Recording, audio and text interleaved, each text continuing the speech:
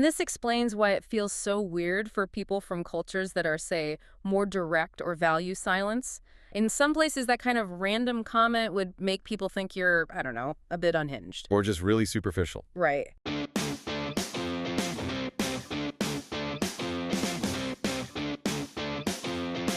Okay, so picture this. It's a Tuesday morning, maybe 8:11 a.m. I'm already stressed. It should be. I'm standing in line at a coffee shop, haven't had any caffeine yet, and I'm just kind of, staring into space. The pastry case dissociation. I know it well. Exactly. And suddenly, this complete stranger taps me on the shoulder. Her eyes are wide, and she goes, "Oh my God, I am obsessed with your bag. Where did you get it?" Ah. And instantly, my brain just short circuits. It goes into this very specific panic mode. The classic American compliment drive-by. It is a drive-by. And my internal monologue is just chaos. Okay. I'm thinking, does she actually want to know? Is she hitting on me? Do I have to compliment her back right now? And by the time you've processed all that. She's already ordering her oat milk latte. She's completely moved on. It felt like I failed a pop quiz I didn't even know was happening. It's so funny you call it a quiz because that is essentially what it is. You just walked into a very, very scripted social ritual. It felt like the opposite of scripted. It felt like total chaos. Well, that's the illusion. But underneath, there's a rigid structure. And that's what we're going to unpack today. Please. We are going to decode the hidden rules of the American compliment. Why strangers do this, what they actually mean when they say they're obsessed with something, and, how to get through it without that social vertigo. I think the biggest mistake I make, and I've made it for years, is assuming the words are literal. Yes. She asked where I got my bag, so I treated it like a request for information. You thought she wanted data. But there's this term from, the 1920s from an anthropologist named Malinowski, phatic communication. Phatic. Okay, what does that mean? It's speech that isn't for exchanging information, it's for social bonding. The train leaves at 5 is information. Right. Nice weather we're having is phatic. It's not about the weather, it's about connecting. So when someone says, "I love your shirt," the real translation isn't, "I have a deep aesthetic appreciation for that garment." Not at all. The translation is, I am friendly, I see you, I am not a threat, let's have a tiny positive moment together. It's ping. A ping. That's it. It's like checking if the Wi-Fi is on. Exactly. And this explains why it feels so weird for people from cultures that are, say, more direct or value silence. In some places, that kind of random comment would make people think you're, I don't know, a bit unhinged. Or just really superficial. Right. In the U.S., though, silence between strangers can feel like hostility. So we use these compliments as social lubricant. Which brings me to the next part, where I always get it wrong. The response. Because my instinct is to just deflect. The aggressive modesty response. It's so bad. Okay, so you say, "I love your earrings." I do. I love your earrings. And my brain immediately goes, "Oh, these old things. No, they were so cheap. I actually kind of hate them. They pinch my ears." I basically give them the 2-page report on why they're wrong. And this is a huge cultural tripwire. Because in many places, a lot of Asian cultures, parts of British culture deflecting praise is the polite thing to do. You don't want to seem arrogant. Of course. But in the American script, when you do that, you're not being humble. You are rejecting the gift. Oof. Rejecting the gift. That's a harsh way to put it. But think about it. I just tossed you a little ball of good vibes. Okay. And by telling me the earrings are cheap and terrible, you're not just rejecting the ball, you're kind of subtly insulting my taste. You're saying, you think this is nice. Oh my God, I'm a vibe killer. You're killing the vibe. You turned a light, happy moment into a heavy, awkward one. I never thought of it as questioning their taste. Okay, so what's the right move? It's almost painfully simple. The script calls for 2 words. Let me guess. Thank you. Thank you. And a smile, and then you can just keep walking. But doesn't that feel a little like conceited? Just agreeing with them. Not here. Yeah. Here, it signals that you're a socially competent person who can graciously accept a kind gesture. Now, if you want to get to, level 2. Okay, I'm ready for level 2. You use the brief addition. The brief addition. You say thank you, and you add one tiny, non-braggy detail. The classic example, of course, is the dress with pockets. Oh, thanks. It has pockets. The universal code. It's perfect, because it shifts the focus from your appearance to the object's function. Or you could say, thanks, I found it at a thrift store. But the key word there is brief. Critical. Okay. Don't tell me about your 2018 trip to Portland where you found it at a vintage market after brunch. I don't actually care about the bag. I care about the nice little interaction we're having. Got it. Okay, so accept the gift, Huh. but that leads to the next panic. The pressure to give one back immediately. The return volley. Yes, I feel this burning need. This is very, very common, especially in women-to-women interactions. It's about creating equality. If I admire you and you admire me back, then we're on the same level. It's a status-leveling move. I love your bag. Thanks, I love your sunglasses. It really is like a little tennis match. A very low-stakes tennis match, yes. But, and here's my problem. What if I hate her sunglasses? What if I can't find anything I genuinely like? I have definitely panicked and been like, and I love your elbows. And that is a foul. That is a double fault. It gets so weird so fast. Because the American social contract values friendliness, but it has a very low tolerance for obvious insincerity. If you force it, it breaks the trust of the moment. So what do you do? Just say nothing? Yes. The rule is if you can't find something genuine to say, just stick with the thank you and the smile. So it's better to just take the compliment and not return it. 100%. A warm thank you is always a win. You don't have to hit the ball back if you don't have a clear shot. You can catch it. That is a huge relief. Huh. Speaking of admiration, we have to talk about the volume of it all.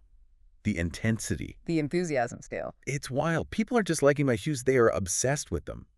They are literally dying over my haircut. It feels fake. It's not fake. It's just a different currency. This is part of a linguistic concept called positive politeness. The goal is to minimize social distance. And one way you do that is by inflating the language. So you're turning up the emotional volume to make the other person feel more comfortable? Precisely. You have to totally recalibrate your dictionary. In a lot of cultures, I like that as a solid compliment. Right. In the U.S., I like that can almost be an insult. Okay, let's decode the scale then. If an American says, "That's nice," That is a neutral observation. It often means, I have seen this object and I am acknowledging its existence. no emotional investment. Okay, next level. I love that. I love that is the baseline for approval. It means, I think it is good. Okay, and the top tier, oh my God, I'm obsessed. Translation, I think it is quite good. Obsessed just means quite good. That is some serious inflation. It is. But imagine if I looked at your new haircut and just said, that is satisfactory. How would you feel? I would assume you hated it and were being passive-aggressive. Exactly. To an American ear, a lack of enthusiasm sounds like disapproval. So we wrap the feedback in all this energy to show that we're friendly and safe. But this isn't universal across the whole country, right? Oh, not at all. It's wildly regional. That obsessed energy feels very like Los Angeles to me. Totally. The South and the West Coast are high effusiveness zones. You look so precious. I'm obsessed with your whole vibe. Very performative. Very. But if you're in the Northeast or the Midwest, the script changes. That's a nice sweater. In Chicago might carry the same emotional weight as I am literally screaming in LA. So you have to adjust your cultural hearing aid based on the zip code. You really do. Context is everything. Which brings us to the highest stakes context of all. Oh no. The workplace. Workplace, where a compliment can get you a meeting with HR. This is where that social glue function runs headfirst into power dynamics. It's a minefield. I mean, I feel like "I love your dress" happens all the time between women at the office. It does, and between women, it often still works as that bonding ritual. It's a way to build an alliance before a big meeting. But once you cross genders or involve a manager, the rules get a lot tighter. Dramatically tighter. Men rarely compliment each other on appearance, maybe a watch or shoes, but cross-gender, you hit what we should call the do versus look rule. Okay, break that down, because I think people with good intentions mess this up. They'll say, "You look great today." And that's risky. But why? It sounds nice. 2 reasons. First, the word today. It implies that yesterday, maybe you looked like you'd been dragged through a hedge backward. The unintentional insult. Right. But more importantly, it focuses on the body, not the contribution. In a professional context, you want to be valued for your work, not for being decorative. So the golden rule is? Compliment what people do, not how they look. Give me the safe examples. That was a fantastic presentation. You handled that difficult client perfectly. I was so impressed by how you organized that report. You're validating their skill, their agency. Exactly. And the absolute danger zone. Anything about weight. Never. You've lost weight. Is never, ever okay at work. You don't know why. It could be illness, stress, anything. Just delete that line from your vocabulary. It's wild how fraught this all is. Yeah. Which I guess leads to the dark side of compliments, when the script is used for evil. Weaponized politeness. Exactly. I'm thinking of fishing for compliments. Yeah. We all have that one friend who sighs and says, "Oh, I look so tired today." And you can feel the trap snap shut around your ankle. Totally trapped. Because if I agree I'm a monster, yeah, you do look terrible. But I know she doesn't actually want my honest assessment. She wants reassurance. The script requires you to contradict her. So I have to lie and say, "No, you look amazing." You have to perform the reassurance script, yes. If you prioritize truth over making her feel good, you've broken the social contract. Even if she really does look exhausted. Even then, if you can't bring yourself to lie, you can pivot to empathy, like, ugh, it's been a long week, I feel that. But you cannot validate the self-criticism. That's exhausting. And then there's the evil twin of that. The backhanded compliment. The nice nasty. Yes. Let's decode a few of these because they can fly right by you at first. Let's do it. Number 1, you're so brave to wear that. Translation. That outfit is objectively ridiculous, but you seem blissfully unaware. So brutal. Okay, number 2, you clean up nice. Translation.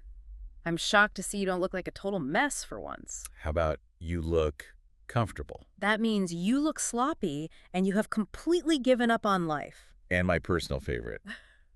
I could never pull that off. Which means that looks weird on a normal person, but on you, a weirdo, it somehow makes sense. It's just aggression wrapped in a pretty bow. And the genius of it is plausible deniability. If you call them on it, they can just say, "What? I was complimenting you." So what do? The power move is to take it at face value with a big smile. They say, "You're so brave to wear that," and you just say, "Thank you, I feel great in it." You refuse to accept the insult. You strip away the subtext. It completely disarms them because you didn't play the victim role they assigned you. That's social judo. I love that. It really is. You know, it's funny. We've talked about all these minefields, but I want to circle back to the beginning, to that coffee shop. The ping. The ping. Because for all the anxiety it can cause, there is something kind of nice about a culture that encourages these little moments of acknowledging strangers. I completely agree. People dismiss it as fake American friendliness, but in a world where we're all so isolated and staring at our phones, these little scripts, they're threads of connection. It's a way of saying, "Hey, I see you. You exist." It is. Even if the enthusiasm is a bit performative, the intention to create a positive moment is usually genuine. So if I had to boil down this whole deep dive, American compliments are basically a game of social tennis where the ball is just good vibes. Perfect. And you don't have to overanalyze the ball. You don't even have to keep it. You just have to either hit it back gently or catch it gracefully. That is the entire game. And for anyone listening who still feels that panic, I'll give you the emergency escape hatch. It's the American nod. American nod. Someone says, "Love the jacket." You fight every urge to explain or deny. You just smile, say thank you, give a small single nod, and keep moving. That's it. It works every time. It fulfills the social contract with minimum effort. I love that. In fact, I'm obsessed with that. See, you're a natural. Thanks for breaking this all down with me. And for everyone listening, next time it happens, just take the compliment. Please, stop telling people your earrings were on sale. Just take the win. Just take the win. Thanks for listening to The Deep Dive.